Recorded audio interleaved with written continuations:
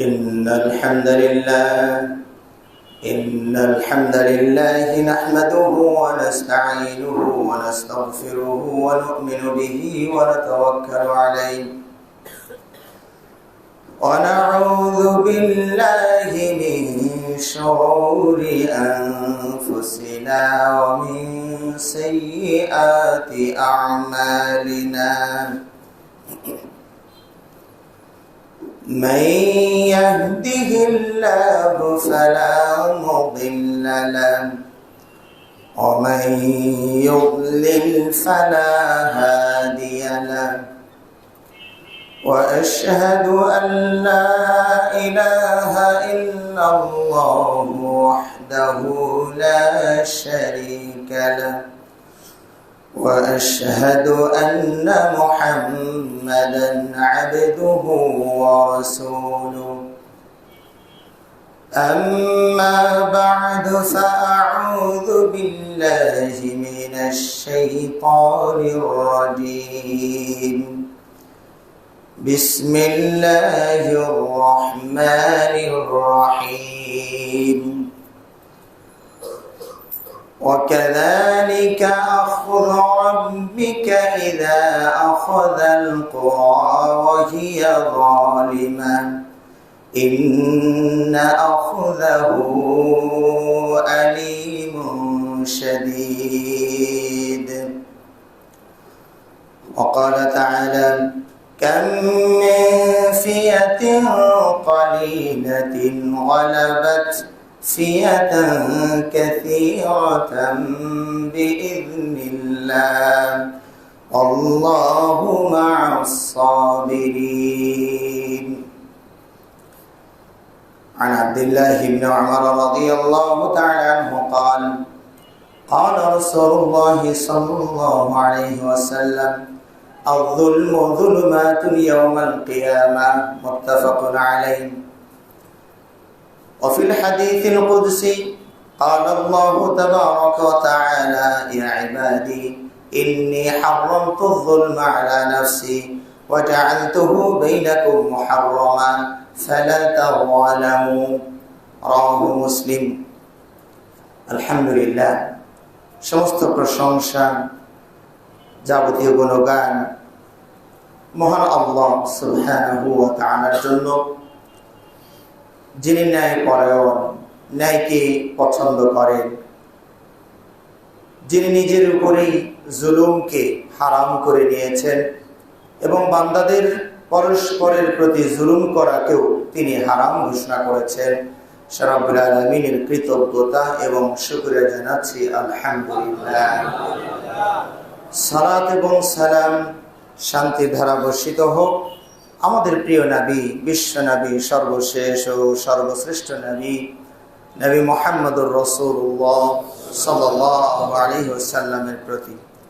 সমবেত সম্মানিত মুসলিমবৃন্দ, আজকে এই পবিত্র খুতবায় আমি আপনাদের সামনে যে বিষয় নিয়ে আলোচনা করার ইচ্ছা পোষণ করি সেটি হচ্ছে জুলুমের ভয়াবহ পরিণতি। জুলম এটি আরবি শব্দ, ওয়া লাম মিম তিনটি শব্দের সমন্বয়ে গঠিত এই শব্দটি। জুলম শব্দটি আদল শব্দের বিপরীত, অপোজিট।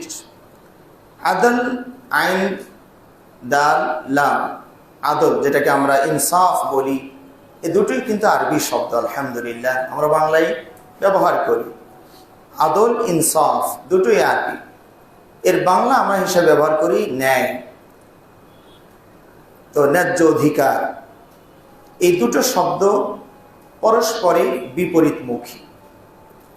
তাওহীদ এবং শিরক যেমন দুটো শব্দ পরস্পরের সাংঘর্ষিক বিপরীতমুখী, একই সময়ে একই স্থানে একই সাথে দুটোর অবস্থান সহ অবস্থান হতে পারে না।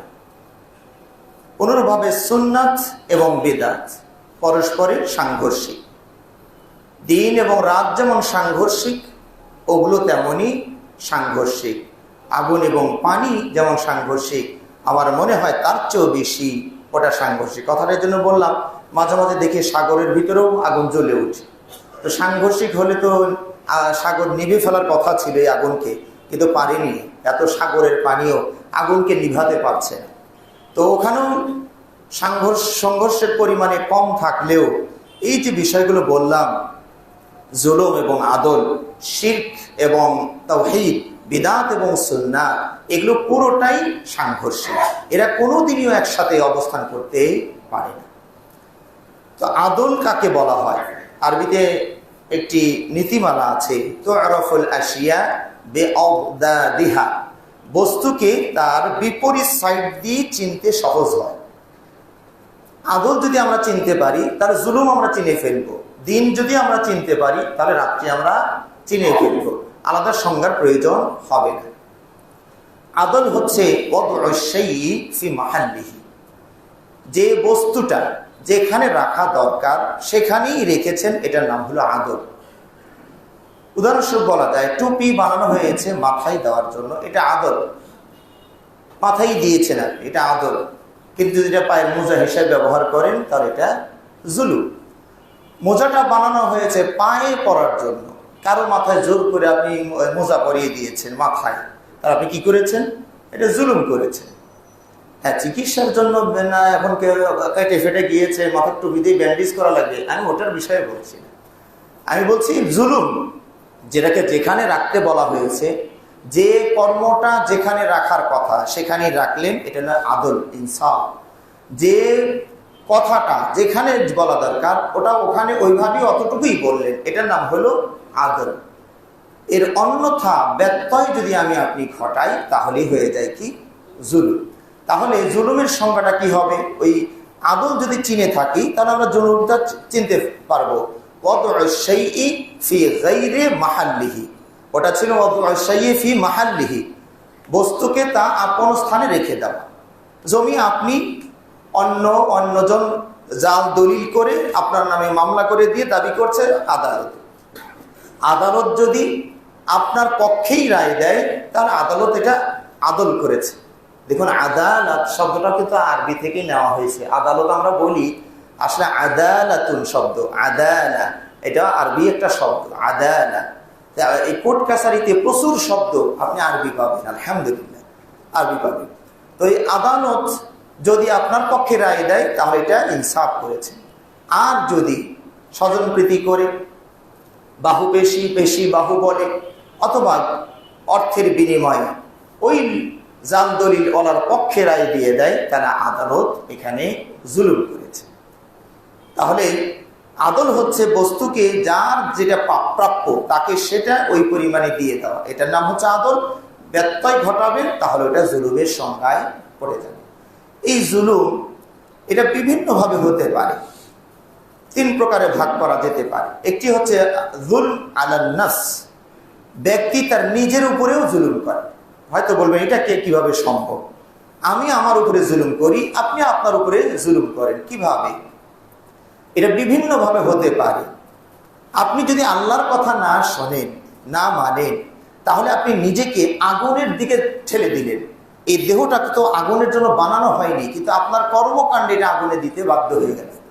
তাহলে আপনি কিন্তু এই সাইড দিয়েও নিজের প্রতি জুলুম করলেন, মানে নিজের এই দেহটাকে আগুনের দেওয়ার ব্যবস্থা করে দিলেন। এছাড়াও নিজের উপরে জুলুম হয়, যেটুকু ঘুমানো দরকার তা ঘুমাচ্ছেন না, যেটুকু খাওয়া দরকার সেটুকু খাচ্ছেন না। হয় অস্বাভাবিক কম খাচ্ছেন অথবা অস্বাভাবিক বেশি খাচ্ছেন, এই দুটোই জুলুম। এগুলো হচ্ছে নিজের প্রতি জুলুম। আর একটা জুলুম হচ্ছে আল্লাহর উপরে জুলুম। আসলে আল্লাহর উপরে জুলুম মানে এটা বুঝবেন না যে কেউ আবার আল্লাহকে অত্যাচার করবে, এরকম জুলুম বা থাপ্পড় মারবে, বোমা মারে উড়িয়ে দিবে, বিষয়টা এরকম নয়। আল্লাহর প্রতি জুলুম হচ্ছে আল্লাহ যা আপনাকে করতে বলেছেন তা আপনি করলেন না, এটাই হলো আল্লাহর পক্ষে এটা জুলুম। এটা এখানে রাখার কথা ছিল, এখন জুমা পড়ার কথা ছিল, আপনি পড়লেন না। এখন খুতবা শোনার কথা ছিল, শুনলেন না, এগুলো হচ্ছে জুলম। আলা আলা আলা খালিকি, খালিকের উপরে, স্রষ্টার সাথে এটা জুলুম করা।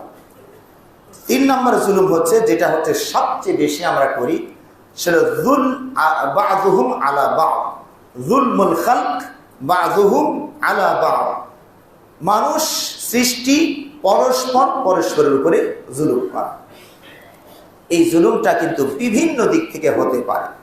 কাউকে আপনি কর্ম দিয়ে জুলুম করেছেন, একটা থাপ্পড় দিয়েছেন অন্যায়ভাবে, এটা হকদার সে ছিল না, অথবা তাকে অন্যায়ভাবে অশ্লীল ভাষায় বকা দিয়েছেন, অথবা তার চারিত্রিকভাবে মিথ্যারোপ করেছেন, এইভাবে মানে যত রকমের আছে। এরপরে আপনি তার সম্পদ অন্যায়ভাবে কেড়ে নিয়েছেন, দখল করে নিয়েছেন, সর্বশেষ তাকে খুন করেছেন, গুম করেছেন। এগুলো সবই হচ্ছে যুল আলাল খালক বা'দুহুম আলা বা'দ, সৃষ্টি জগৎ পরস্পরের উপরে জুলুম করা। এই জুলম আল্লাহ মোটেই পছন্দ করেন না। আল্লাহ রাব্বুল আলামিন পবিত্র কোরআনে কথাগুলো বারবার বলেছেন। এই জুলম, জালেম, মাজলুম, এই শব্দগুলো যে আল্লাহ কোরআনে কতবার ব্যবহার করেছেন তো আল্লাহ মাহবুব ভালো জানেন। আল্লাহ বলছেন আল্লাহু লা ইউহিব্বুয যালিমিন, আল্লাহ জালিমকে কোনোভাবেই ভালোবাসেন না, জালিমকে আল্লাহ পছন্দ করেন না। আল্লাহ রাব্বুল আলামিন তিনি নিজে নিজের উপরে জুলুমকে হারাম করে নিয়েছেন। এটা হাদিসে কুদসি। আল্লাহ নবী সাল্লাল্লাহু আলাইহি ওয়াসাল্লাম বলছেন যে তিনি আল্লাহ থেকে সরাসরি বর্ণনা করছেন, এটা হাদিসে কুদসি বলা হয়। কাল আল্লাহু তাআলা, নবী সাল্লাল্লাহু আলাইহি ওয়াসাল্লাম নিজে রেফারেন্স দিচ্ছেন আল্লাহ, আল্লাহ এটা বলেছেন, অথচ এটা কোরআনে নাই, তার মানে এটা হাদিসে কুদসি। আল্লাহ বলছেন ইন্নী ইয়া ইবাদি ইন্নী হারামতু যুলমা আলা নাফসি, ও আমার বান্দারা, আমি জুলুমকে আমার নিজের উপরে হারাম করে নিয়েছি। সুবহানাল্লাহি ওয়া বিহামদিহি সুবহানাল্লাহিল আযীম। এই আল্লাহ যে নিজের উপরে জুলুমকে হারাম করে নিয়েছেন, বিষয়টা এরকম নয় যে উনি অক্ষম, দুর্বল, করতে পারছেন না, আচ্ছা যাকগে, ওই যে আঙ্গুর ফল খেতে না পারলে ওই শিয়ালও নাকি সিদ্ধান্ত নেয় যে ওটা টক ফল, ওর জন্য লাফালাফি করে লাভ কি, বিষয়টা এরকম না। আল্লাহ সক্ষম, কাদির, সর্বশক্তিমান, কিন্তু এই জুলুমটাকে তিনি এত অপছন্দ করেন, তিনি নিজের উপরেও এটাকে হারাম করে নিয়েছেন। অর্থাৎ কেউ যদি আল্লাহর অবাধ্য হয়, আল্লাহ তাকে ওই পরিমাণে শাস্তি দিবেন যে পরিমাণ শাস্তির সে হকদার, কমও না বেশিও। তবে আল্লাহ বেশিরভাগই মাফ করে দেন, বেশিরভাগই ছেড়ে দেন। এটা হলো আল্লাহর উদারতা, আল্লাহর অনুগ্রহ। তা আল্লাহ বলছেন ইয়া ইবাদি ইন্নী হারামতু যুলমা আলা নাফসি, আমি আমার নিজের উপরে জুলুমকে হারাম করেছি, ওয়া জাআলতুহু বাইনাকুম মুহাররামা, আর তোমাদের পরস্পরের মাঝেও জুলুম করাটাকে আমি হারাম করে দিয়েছি। ফালা তাযালামু, সুতরাং জুলুম করো না। আল্লাহ রাব্বুল আলামিন অনেক সময় দেখবেন জালিমকে সুযোগ দিয়ে দেন। আমাদের মনে অনেক সময় এমনটি জেগে ওঠে যে এত জুলুম করছে, এর শেষ কোথায়, কবে শেষ হবে, কখন হবে? আল্লাহু আকবার। এটা আমার আপনার অজানা থাকলেও আল্লাহ তো জানেন এর মেয়াদ কতটুকু দেওয়া আছে। এই জন্য আল্লাহ নবী সাল্লাল্লাহু আলাইহি ওয়াসাল্লাম বলছেন ইন্নাল্লাহা লা ইউমলিয যালিম, আল্লাহ তাআলা জালিমকে একটু অবকাশ দিয়ে দেন। হাত্তা ইযা আখাযাহু লাম ইউফলিতহু, কিন্তু আল্লাহ যদি ওকে ধরে ফেলেন আর পার পাবে না। আল্লাহ ছেড়ে দিয়েছেন, ঢিল দিয়েছেন, অন্যায় জুলুম যত আছে করছেন করছেন করছেন, কিন্তু আল্লাহ যখন পাকড়াও করে ফেলবেন ওদিন আর ছাড় পাবেন না। ওই ফার্সি কবিও তাই বলেছিলেন তুমাশা মাগরুর বার হিলনে ইলা দেরে গিরাত সখতি গিরাত মারতুরা, তুমি আল্লাহর সহনশীলতা, আল্লাহর উদারতা, আল্লাহর এই ঢিল দেওয়াটাকে তুমি আল্লাহর অক্ষমতা, দুর্বলতা, তুমি প্রতারিত হয়েছ, তুমি বুঝতে পারছো না। কিন্তু আল্লাহ যেদিন তোমাকে ধরবেন, টুটি চিপে ধরবেন, ধরলে কিন্তু আর ছাড়বেন না। সুতরাং আমাদেরকে সাবধান হতে হবে। আল্লাহ রাব্বুল আলামিন, আল্লাহ নবী সাল্লাল্লাহু আলাইহি ওয়াসাল্লাম আমাদেরকে জালিম এবং মাজলুম সবাইকে সাহায্য করতে বলেছেন। আল্লাহ নবী সাল্লাল্লাহু আলাইহি ওয়াসাল্লাম বললেন উনসুর আখাকা যালিমান আও মাজলুমা, তুমি তোমার ভাই অর্থাৎ মুসলিম ভাই জালিম হলেও সাহায্য করো, মাজলুম হলেও সাহায্য করো। সাহাবারা বলেন ইয়া রাসূলুল্লাহ, মাজলুমকে সাহায্য করব এটা তো বোধগম্য, বুঝি, কিন্তু জালিমকে সাহায্য করব এটা মানে কি? মানে ও মারতে যাচ্ছে, আমি মারার কাজে সহযোগিতা করব, অস্ত্রটা এগিয়ে দিব, না এটা ওই মানে যাকে আক্রমণ ওকে ধরে রাখবো যাতে করে ঠিক মতো মার দিতে পারে, সেটা কি এরকম নাকি?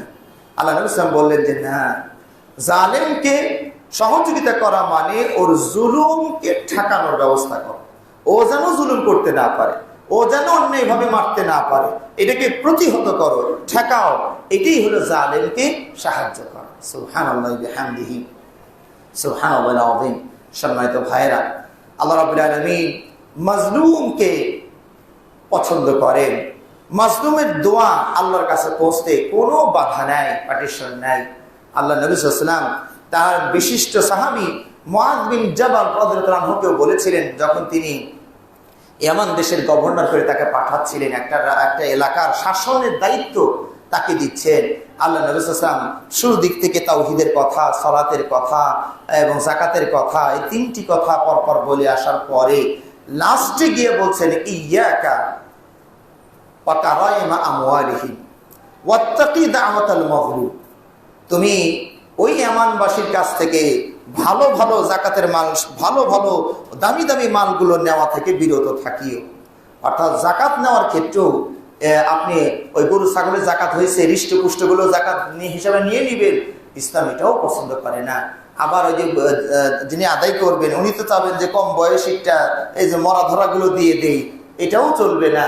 ইসলাম সেটাও ইনসাফ করেছে, আপনার পশুগুলোকে 3 ভাগে ভাগ করবেন, একবারে শ্রেষ্ঠ 1 ভাগ, নিম্নমানের 1 ভাগ, মাঝামাঝি 1 ভাগ। আদায়কারী এই মাঝামাঝি থেকে একটা ছাগল যে পরিমাণ জাকাত ফরজ হয় সেই পরিমাণ দিবেন।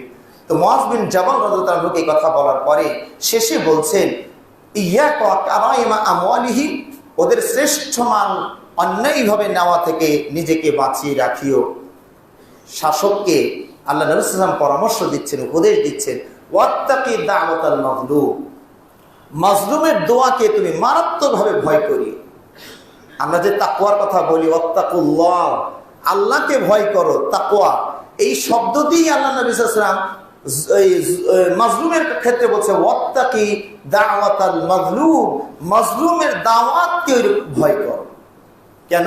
ফাইন্নাহু লাইসা বাইনাহা ওয়া বাইনাল্লাহি হিজাব, কারণ এই দোয়ার মাঝে আর আল্লাহর মাঝে কোনো পার্টিশন নাই, আড়াল নাই, এটা সরাসরি পৌঁছে যায়। কিন্তু অনেক সময় আমরা এটা বুঝতে পারি না। যখন নির্যাতিত হয়ে 10 বছর, 15 বছর, 20 বছর, 100 বছর কাঁদছে, মাজলুম কাঁদছে, দোয়া করছে, আল্লাহ শোনে না, আল্লাহ ডাকে, মানে আল্লাহ শোনে না, আমরা মনে করি আল্লাহ শোনে না, ডাকে সাড়া দেয় না। কিন্তু এই দোয়া আল্লাহ নবী সাল্লাল্লাহু আলাইহি ওয়াসাল্লাম বলেছেন কোনো পার্টিশন, এটা আল্লাহর কাছে পৌঁছে গিয়েছে। আল্লাহ তার সময় সুযোগ, মানে আল্লাহ তার ইচ্ছে মতো, আল্লাহ তার হিকমত অনুযায়ী এটা ব্যবস্থা নিয়ে নিবে। সম্মানিত ভাইরা, আজ আমরা চোখের সামনে জালিমকে কিভাবে আল্লাহ পাকড়াও করেন আমরা চোখের সামনে এগুলো দেখছি। এতদিন শুনেছিলাম ফেরাউনকে আল্লাহ ধরেছিলেন, নমরুদকে ধরেছিলেন, আব্রাহাকে ধরেছিলেন, সব শোনা কথা ছিল। মিশরের গাদ্দাফিকে ধরেছেন, শোনা কথা ছিল। মিশরের হুসনি মোবারককে ধরেছেন, শোনা কথা ছিল। এরপরে আপনার লিবিয়ার গাদ্দাফি, কর্নেল গাদ্দাফিকে ধরেছিলেন 30 বছর, 35 বছর, 34 বছর ধরে শাসন, 60 বছর, কত বছর ধরে তারা শাসন করেছেন। কিন্তু আল্লাহর হুকুম যখন এসে যায় কেউ কুল পাবে না। আল্লাহ রাব্বুল আলামিন তাই কোরআনে বলছেন, ওয়াকাযালিকা আখযু রাব্বিকা ইযা আখাযাল কুরা ওয়া হিয়া যালিম, এইরকমই আল্লাহর পাকড়াও, আল্লাহর ধরাটা এরকমই হয়। আল্লাহ যখন কোন জনপদের অধিবাসীরা জুলুম করা শুরু করে, তখন আল্লাহ যখন তাদেরকে ধরে ফেলে তার রক্ষা নেয়। ওয়া হিয়া যালিমা ইন্না আখযাহু আলীমুন শাদীদ, আল্লাহর পাকড়াওটা খুবই কষ্টদায়ক, বেদনাতুর। কত ক্ষমতা, কত বাহিনী, এমন অবস্থা হয়ে গেল আমার কাছে মনে হয় দুপুরের খানাটাও হয়নি। এত বাহিনী, এত কিছু আয়োজন, নিরস্ত্রের কাছে এটা কত বড় একটা বিজয় বলা যেতে পারে। আল্লাহু আকবার। ওই তলুত এবং জালুতের ঘটনার আয়াতটি মনে পড়ে যায়। আল্লাহ রাব্বুল আলামিন ওই যে জালুতের বিরুদ্ধে তলুতকে পাঠিয়েছিলেন সামান্য মুষ্টিমেয় কয়েকজন মানুষ সাথে করে নিয়ে। ফালাম্মা ফাসালা তালুত বিল জুনুদি, যখন এই তলুত তিনি তার বাহিনী নিয়ে রওনা করলেন ওই কাফের জালুতের বিরুদ্ধে। এখানে কিছু প্রশিক্ষণ ছিল, সৈন্যবাহিনী কমালেন, আরো কমালেন, প্রশিক্ষণের মাধ্যমে কমিয়ে নিলেন। শেষে মাত্র বলা হয় 313 জন ছিলেন। বদরি সাহাবীদের যে সংখ্যা, ওই তলুতের সৈন্য সংখ্যা এতগুলোই ছিল। এর আগেই যখন ওই যে শত্রু বাহিনীর সংখ্যা দেখে ফেলেছে, তখনও কিছু মানুষ পিছপা হয়ে গিয়েছে, হায় হায় এত বড় বাহিনী, এর সাথে মোকাবেলা করা আমাদের পক্ষে সম্ভব না, আমরা গেলাম। কিন্তু কিছু মানুষ, ওই যে বলা হয় 313 জন বদরি সাহাবীর সংখ্যা, এরা অটল ছিলেন। এরা তখন দোয়া করলেন, কাম মিন ফিয়াতিন কালিলাতিন গালাবাত ফিয়াতান কাসীরাতান বিইذনিল্লাহ। কাম মিন ফিয়াতিন কালিলাতিন, কত স্বল্প দল, নিরস্ত্র দল, নিরহ দল, অসহায় মজলুমের দল, গালাবাত ফিয়াতান কাসীরাতান বিইذনিল্লাহ, বিশাল বিশাল দলের উপরে বিজয় লাভ করেছে আল্লাহর অনুমতিতে। সুবহানাল্লাহ, এটা তো অকল্পনাতীত একটা বিষয়। এটা কি করে সম্ভব? এটা আপনাদের বিবেক চিন্তা করলে কোনোভাবেই মেলানো সম্ভব হয় না। সম্মানিত ভাইরা, এই যে মাজলুম যারা আয়না ঘরে কতদিন ধরে কান্না করেছে, এক আল্লাহর বান্দা বলছেন, আমি কত পানি যে ফেলেছি, অঝর নয়নে পানি ফেলেছি। আমার এই গামছাটা যদি পানিটা ধরে রাখতো, একটা দিঘি হয়ে যেত। 15 বছর ধরে এই লোকগুলোকে নির্যাতন। কি অপরাধটা ছিল? অপরাধ হলে মেরে ফেলতেন, একটা গুলি করে মেরে ফেলেন, একটা তলোয়ার আঘাত করে মেরে ফেলেন। ইসলাম এই অমানবিক নির্যাতন থেকে কোনোভাবেই সাপোর্ট করে। আপনার আইনে যদি এটা অপরাধী হয়, আল্লাহ নবী সাল্লাল্লাহু আলাইহি ওয়াসাল্লাম হাদিসে সুস্পষ্ট বলেছেন, ওয়াইদা কাতালতুম ফাআহসিনুল কাতল ওয়াইদা যাবাহতুম ফাআহসিনুল যাবহা। কাউকে যদি হত্যা করতেই চাও, এর মানে অবৈধ হত্যার অনুমতি দিচ্ছেন না, এটা আবার খেয়াল করবেন। আল্লাহ নবী সাল্লাল্লাহু আলাইহি ওয়াসাল্লাম বলছেন, কাউকে যদি হত্যা করো তো ইহসানের সাথে হত্যা করো, এত নির্মমতা দিয়ে হত্যা করো না, তাড়াতাড়ি মেরে দাও, চলে যাক। এই মানা কোনটা? ধরুন ওই যে হত্যার বদলে যে হত্যা করে, ঘাতক ধরা পড়ে গিয়েছে, সে হত্যা করেছে, তাকে হত্যা করো, এইরকম এই ক্ষেত্রে বলা হয়েছে। অথবা যেগুলো ক্ষেত্রে শরীয়ত অনুমতি দিয়েছে, ওই হত্যার কথা বলা হয়েছে, অন্যায় হত্যার কথা বলা হয়নি। তাও সেক্ষেত্রে অন্যায় তো দূরের কথা, ন্যায় হত্যার ক্ষেত্রে আল্লাহ নবী সাল্লাল্লাহু আলাইহি ওয়াসাল্লাম বলছেন, ইহসানের সাথে, খুব কষ্ট দিয়ে মারিও না, তাড়াতাড়ি বিদায়ের ব্যবস্থা করে দাও। ওয়াইদা যাবাহতুম ফাআহসিনুয যাবহা, এমনকি পশু যদি তোমরা, ইসলাম দেখুন কত ন্যায় পরায়ণ, উদার, রহমশীল, যে একটা পশু যদি জবাই করেন, তারপরেও বলছেন ওখানে তুমি রহম করো, ইহসান করো, দয়া মায়া করো, ছুরিটা ভালো করে ধার দিয়ে নাও, দেওয়ার সাথে সাথে কেটে যায়, ও যেন কষ্ট না পায়। আধা ঘন্টা ধরে ঘষাঘষি করলেন, তাও কাটে না, এতে ওর কষ্ট হয়ে গেছে অনেক বেশি।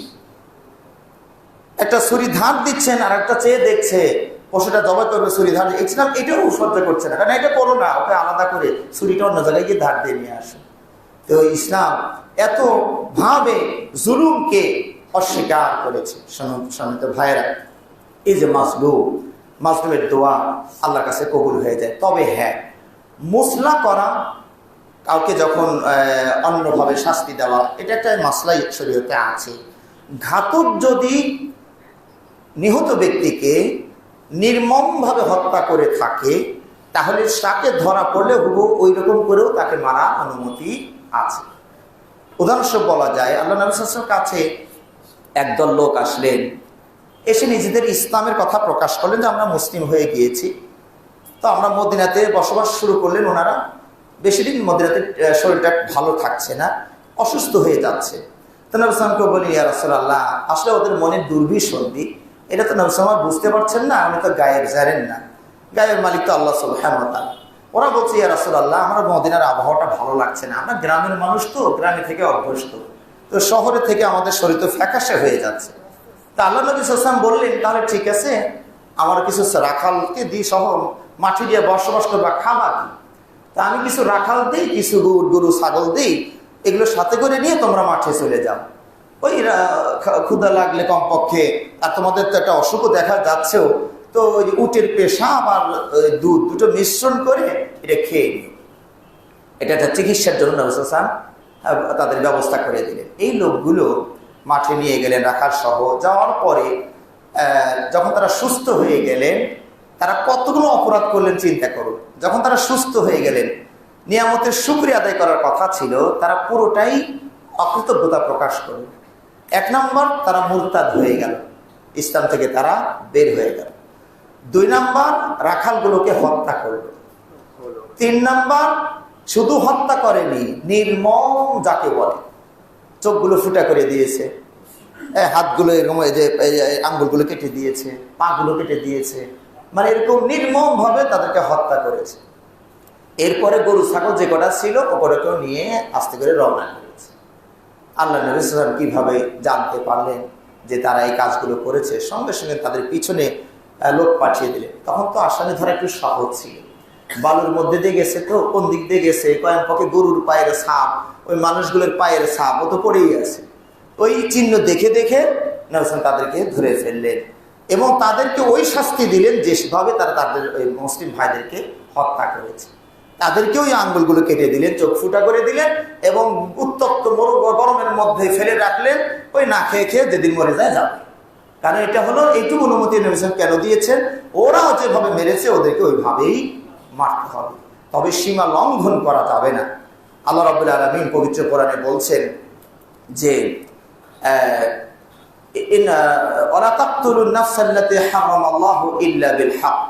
তোমরা অন্যায়ভাবে কোনো আত্মাকে হত্যা করো না। এরপর আল্লাহ রাব্বুল আলামিন বলছেন যে যাকে যে মাজলুম হবে, মাজলুম ফাকাদ জাআলনা লিওয়ালিহি সুলতানা ফালা ইউসরিফ ফিল কাতল।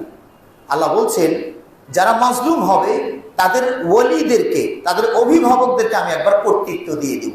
আল্লাহর আয়াতের সাথে একটু মিলান, বাস্তবতাটাকে একটু মিলিয়ে নিন। যারা মাজলুম ছিলেন তাদের ওয়ালিদেরকে, অভিভাবকদেরকে আল্লাহ ক্ষমতা দিয়ে দিলেন অ্যাকশন নেওয়ার জন্য। ওই মাজলুম বসে বসে দোয়া করছে, আল্লাহ বাঁচান, আল্লাহ বাঁচান, আল্লাহ রক্ষা করেন। কত মানুষের চোখের পানি পড়েছে, কত আলেম ওলামা মানে বিনা বিচারে কাশিমপুর কারাগারে বছরের পর বছর তারা দিনাতিবাদ করছে। অপরাধী হয়েছে, অপরাধ করে বিচার করে শেষ করে দেয়। ওরা যদি হত্যাযোগ্য অপরাধ হয় হত্যা করে দেন, ফাঁসি দিয়ে দেন। কিন্তু কেন এই নির্মমতা? এই যে নির্মমতাটা, তাদের যে দোয়া আস্তে আস্তে উপরে উঠে গিয়ে পরিমাণ অনেক বেড়ে গিয়েছে, তখনই আল্লাহ রাব্বুল আলামিন ব্যবস্থা নিয়েছেন। তা আল্লাহ রাব্বুল আলামিন বলছেন যে আমান কুতিলা মাজলুমান ফাকাদ জাআলনা লিওয়ালিহি সুলতানা, যারা মাজলুম হিসেবে মারা যাবে, নিহত হবে, তাদের অভিভাবকদেরকে আমি ক্ষমতা দিয়ে দিব। তবে এখানে আবার তাদেরকে সতর্ক করেছেন ফালা ইউসরিফ ফিল কাতল, হত্যার ক্ষেত্রে যেন সীমা লঙ্ঘন না করে। অর্থাৎ যেই ক্ষমতায় যাচ্ছেন তাকে এগুলো খেয়াল রাখা লাগবে, প্রতিশোধ নিতে গিয়ে যেন অতিরিক্ত না হয়ে যায়, বাড়াবাড়ি না হয়ে যায়। হ্যাঁ, এই ক্ষেত্রে আমাদেরকেও খেয়াল রাখতে হবে, না হলে আবার ওই মাজলুমগুলোকে আবার আল্লাহ চড়া করে দিবে আমাদের বিরুদ্ধে। সুতরাং সবসময় ক্ষমতা পেলে এটাকে সর্বদা আমরা কেউ যেন মনে না করি আজ আছে তো কাল নাই, আজ আছে তো কাল নাই, মুহূর্তের মধ্যেই দিন বদল হয়ে যায়। সুতরাং এই ক্ষেত্রে আমাদের সাবধান হওয়া উচিত। একজন মুসলিমকে হত্যা করার ক্ষেত্রে তিনি যেই হন না কেন, শাসক বা শাসিত যেই হন, একজন মুসলিমের রক্তের দাম কত বেশি। আল্লাহ নবী সাল্লাল্লাহু আলাইহি ওয়াসাল্লাম বলছেন লা যাওয়ালুদ দুনিয়া আহওয়ানু আলাল্লাহি মিন কাতলি রাজুলিন মুসলিমিন। এই গোটা দুনিয়া যদি সরে যায়, নড়ে যায়, ধ্বংস হয়ে যায়, এটা আল্লাহর কাছে খুবই নগণ্য একটা বিষয়, একটা মুসলিমকে হত্যা করা উচিত। সুবহানাল্লাহ, একটা মুসলিমকে অন্যায়ভাবে হত্যা করবেন, তাহলে এটা কত বড় অপরাধ। গোটা দুনিয়া যদি নষ্ট হয়ে যায়, চূর্ণ বিচূর্ণ হয়ে যায়, কিচ্ছুই অবশিষ্ট না থাকে, এটাও আল্লাহর কাছে নগণ্য ব্যাপার। এটা একটা মুসলিম, একটা, এই হাজারটা বলা হয়নি, লক্ষটা বলা হয়নি, একটা মুসলিমের রক্তপাত অন্যায়ভাবে ঘটুক, এটাও কত মারাত্মক। শুধু মুসলিমের ব্যাপারই নয়, ব্যাপকভাবে আল্লাহ রাব্বুল আলামিন বলেছেন, ব্যাপকভাবে। যে ওমান কাতালা নাফসান বিগাইরি নাফসিন আও ফাসাদিন ফিল আরদি ফাকান্নামা কাতালান নাসা জামিআ, যারা অন্যায়ভাবে একটা মানুষকে হত্যা করলো, এটা মানুষের কথা বলা হয়েছে, এটা মুসলিমের কথা বলা হয়নি। শুধু যে কোনো মানুষ, তিনি কাফেরও যদি হয়, তাকেও মারতে হলে নিয়মের মধ্যে এনে মারতে হবে। হ্যাঁ, মন চেয়েছে ব্যবসা নিয়ে গন্ডগোল, পারিবারিক গন্ডগোল, ওই অর্জন এই সমস্যা, আমার নেতৃত্ব পাই না, দিয়ে দিলেন রাতের অন্ধকারে গুম করে খুন করে, এটা হবে না। একটা কাফেরও যদি হয়, বেঈমানও যদি হয়, তাকে হত্যার ইসলামের নীতিমালা আছে, সেই নীতিমালাতেই মারতে হবে, অন্যায়ভাবে নয়। তাই আল্লাহ বলছেন যারা অন্যায়ভাবে হত্যা করবে, সে কোনো অন্যায় করেনি, জুলুম করেনি, বিপর্যয় সৃষ্টি করেনি, ফাকান্নামা কাতালান নাসা জামিআ, সে যেন সমগ্র মানুষকে হত্যা করে, একটাকে হত্যা করেছে। পাপের পরিমাণ কত?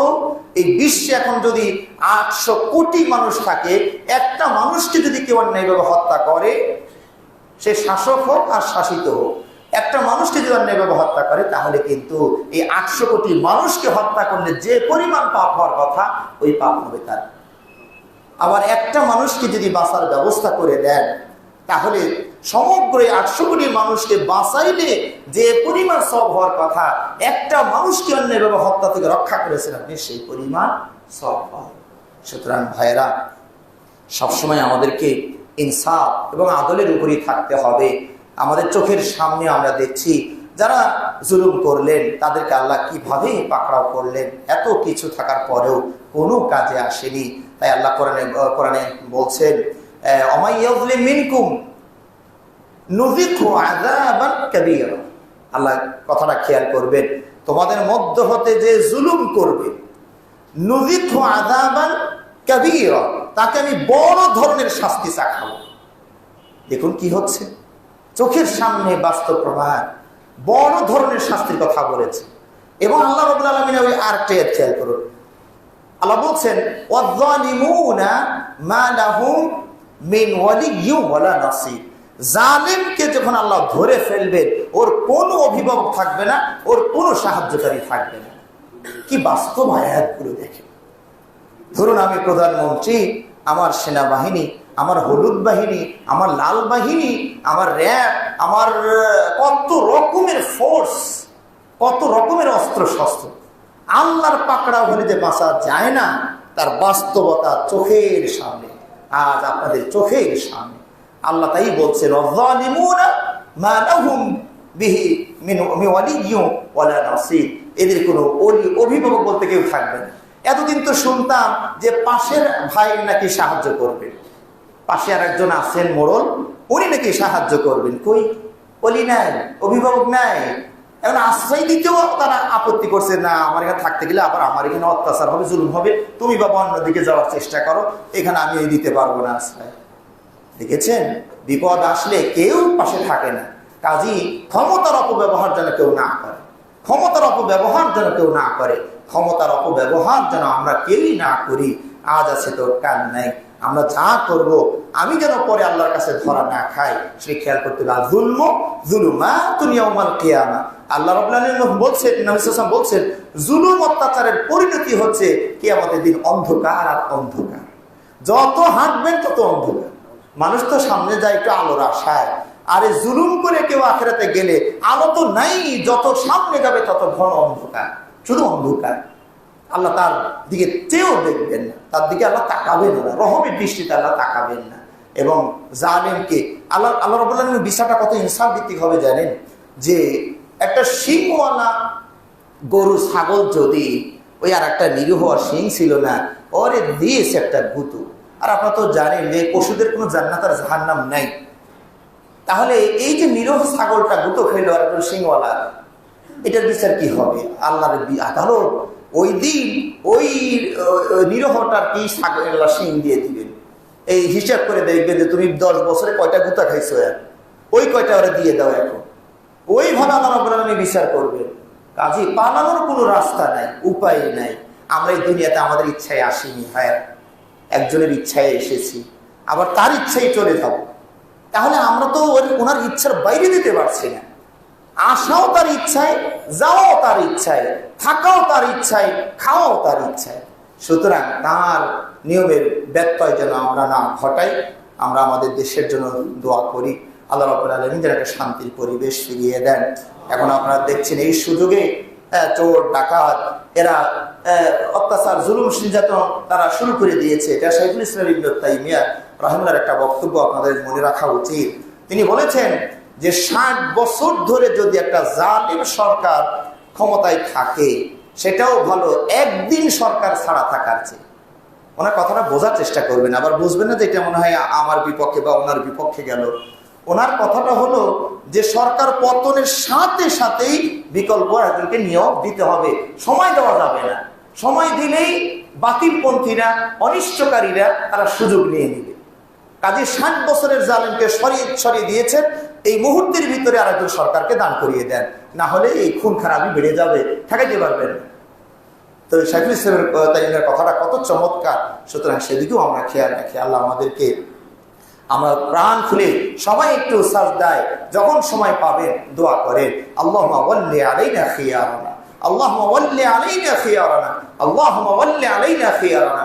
আল্লাহ আমাদের মাঝে সবচেয়ে ভালো যিনি, যাকে আপনি সবচেয়ে বেশি পছন্দ করেন, ভালোবাসেন, তাকেই আমাদের নেতা বানান। আমাকে বানান এই দোয়াকে করিয়েন না। বলবেন যে আল্লাহ আমাদের মধ্যে যিনি সবচেয়ে ভালো, সবচেয়ে পছন্দের আপনার, হ্যাঁ, যাকে ক্ষমতায় দিলে আপনার দিন কায়েম হবে, হ্যাঁ, মানুষ সুখে শান্তিতে থাকবে, সৃষ্টি কুল সুখে শান্তিতে থাকবে, তাকেই আল্লাহ ক্ষমতায় বসান, তাকেই আমাদেরকে আল্লাহ শাসক হিসেবে দেখান। আমিন। ওয়া আখিরু দাওয়ানা আলহামদুলিল্লাহি রাব্বিল আলামিন।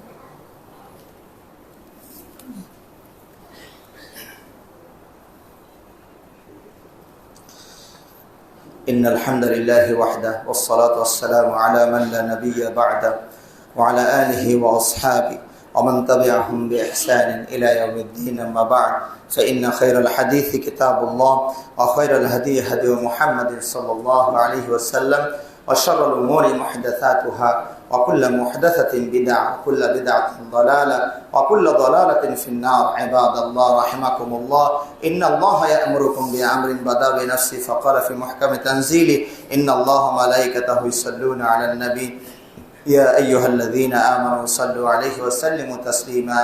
اللهم صل على محمد وعلى آل محمد كما صليت على إبراهيم وعلى آل إبراهيم إنك حميد مجيد. اللهم بارك على محمد وعلى آل محمد كما باركت على إبراهيم وعلى آل إبراهيم إنك حميد مجيد. اللهم أعز الإسلام والمسلمين، اللهم أعز الإسلام والمسلمين، اللهم أعز الإسلام والمسلمين، أخذل الكفرة والفجرة اليهود والمشركين، اللهم دمر ديارهم وشتت شملهم ومزق جمعهم.